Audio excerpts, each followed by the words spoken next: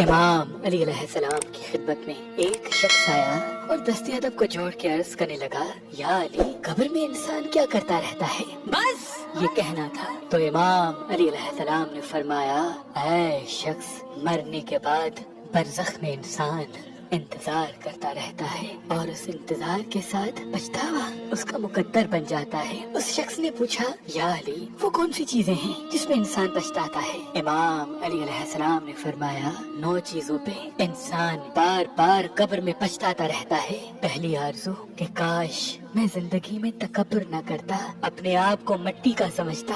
دوسرا، کاش میں اپنی آخری زندگی کے لیے کچھ کر لیتا۔ تیسرا، اے کاش میرا اعمال نامہ مجھے پڑھ کے نہ سنایا جاتا۔ چوتھا، اے کاش میں دنیا میں برے دوستوں سے بچتا، فلاں شخص کی صحبت میں نہ بیٹھتا۔ پانچواں، اے کاش میں نے اللہ اور اس کے رسول کی فرما برداری کی ہوتی۔ چھٹا، اے کاش میں رسول اللہ کا رستہ اپناتا۔ ساتواں، اے کاش میں بھی ان کے ساتھ ہوتا جو دنیا میں اچھے اعمال کرتے تھے، درس اخلاق لوگوں کو دیتے تھے۔